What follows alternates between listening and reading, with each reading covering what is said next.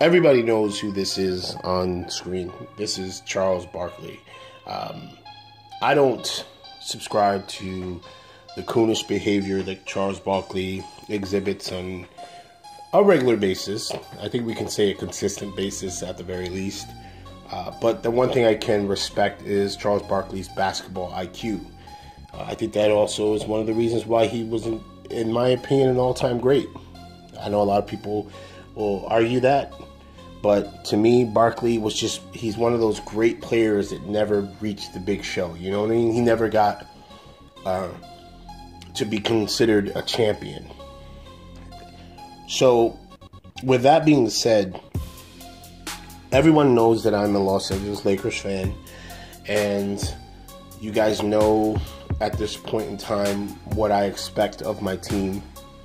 At the very least, I expect some sort of competency from the coaching staff, and then from the professional athletes themselves, I expect a willingness to dare to be great. You know, you can come up short, but you have to be willing to try. His assessment last night on Lonzo Ball was spot on. And you guys know how I feel about Charles Barkley. I think he says some asinine shit sometimes, but his basketball IQ is second to none. Okay? I think him and guys like Jeff Van Gundy, commentators, Mark Jackson, other guys, these guys are creme de la creme as far as breaking athletes down, seeing what their strengths and weaknesses are, evaluating their talent, and making a honest and clear assessment of who they are.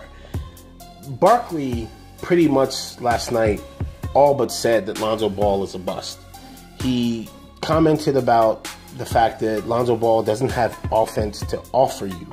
So people are always talking about how Lonzo Ball needs to be offensively more consistent and aggressive.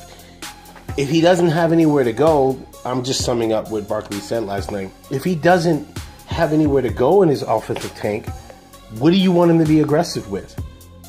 Okay, he has probably one of the worst shots in the NBA right now. His form is one of the worst. It is god-awfully slow. You literally you can count the seconds it takes him to adjust, square up to the basket, and shoot the ball. It's that bad. I've said and been on the record saying he doesn't have enough lift on his layups. Okay, I've said he doesn't have breakaway pro speed. I've said he doesn't look that enthused to play defense even. He gets the ball and he's quick to the initial man he sees open, he passes the ball to. Listen, you guys want to know why Lonzo Ball's assist numbers are going down? Because teams are starting to realize, yeah, he can pass the ball, but he's right now relying on that, oh, I see the open play, so I'm going to pass the ball with my skill instead of anticipating the defense. Defenses are going to start. You know why his assist numbers are dwindling? Because teams are now starting to see Lonzo looks at the first option only. He doesn't look at the first or second or third option. And people keep trying to talk about how, yeah, he's going to be what was it? I read in the comment section, they were saying, who did they say? Oh, they brought up Steve Nash. Are you insane? Steve Nash had a speed for the game and used to know how to know that you didn't pass on your first or second, you passed on your third move. He could create the lanes open for his teammates to where they would be in the correct position so that he can get them the ball. What the hell are you talking about? All great point guards, all-time point guards knew and understood how they sometimes, the coach can run a play, but you can't always rely that the play is going to come to fruition the way you drew it up. Sometimes you have to improvise. Lonzo Ball is so one-sided that if all you have to do is take away his first option, he looks like he freaks out and does not know what to do. All right? He gets the ball, and immediately, as soon as somebody runs up to play defense on him, he freezes, and he's looking for someone who's open to just sit there and pass the ball. All right? He never facilitates the offense. Never. You guys are all like hooping and hollering about, and Barkley touched on it. All right, and this, again, like I said, I don't agree with Barkley about a lot of things, man. Personally, I think this dude is a bona fide coon. But when it comes to basketball, he has a brilliant basketball mind. And he's telling people that Lonzo, his game is not translating to the pro ranks. And then you got these LeVar Ball fans. I'm going to sit there and say again, thumbs down the video, LeVar Ball fans. I'm talking about Lonzo, not LeVar. I'm talking about Lonzo, not LeVar. Let me repeat that again, because you guys don't hear that. And that's what it really is. You guys get emotional about it. Do you know who looks like they're more acclimated to the pro game as a rookie? His teammate, Kyle Kuzma. And Kyle Kuzma is still raw in areas that I see he can work on. So just think about that. The comparison that I'm at, Kyle Kuzma is still raw in the professional game. And I say that Kyle Kuzma is light years ahead of Lonzo Ball. So where does that put Lonzo Ball? Absolutely where you think. Lonzo Ball is not Jason Kidd.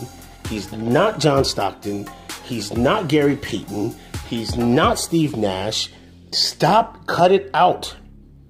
All right? His game is not translating to the pro ranks.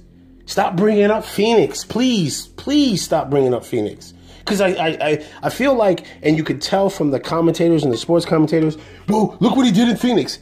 Really? To me, Lonzo Ball was the measuring stick to show you how bad Phoenix Suns really were and are. Okay? And it's the truth. This is not me hating on Lonzo. If I was hating on Lonzo, I'm going to tell you something. Me? Okay, see, you guys think I'm one of those really easy, like these normal dudes who just, oh, I'm just going to say shit about the player and I'm hating on him. No. If I really hate a player, I don't criticize a player. And that's the truth. Like 100%. When you hate somebody or you dislike a person to the point where you seething at the very sight of them, you just don't even deal with them. You don't waste your time on them. And that's how I am when it comes to sports. I criticize Lonzo because I feel that Lonzo has been given a bad rap because of the situation his father has created. Okay? And Magic has to hold this L because Magic bought into the hype. He bought into the nostalgia of having a point guard come to LA, revamp the offense, revamp the energy. And what people haven't realized and what Magic needs to start realizing is that A, he is too close to this situation. See, organizations, there are certain organizations which are like family-oriented organizations. To me, the Lakers, I love my team, I love my squad, I love my organization. But we are two buddy, chummy, best friends, okay? Because the fact is that Luke Walton is a god-awful coach. He should not be coaching this squad of talent. Not when you got Clarkson, who's looking like he could actually be a solid point guard for you to start night in, night out, run the offense fluidly. He could actually help Kuzma. Him and Kuzma could work off of each other with brilliant symmetry. Not when you have these guys who you can, I'm telling you, they're going to fuck. Luke Walton is going to fuck this team up. He doesn't know what he's doing with his matchups, substitutions, just how the playing minutes are god-awful in comparison to players who should be playing longer. Making executive calls to pull certain players, he is god-awful. And this is this is a reflection of my Laker organization. Too much of a family-oriented organization. Sometimes that I'm going to be loyal to players that played for my organization works against you.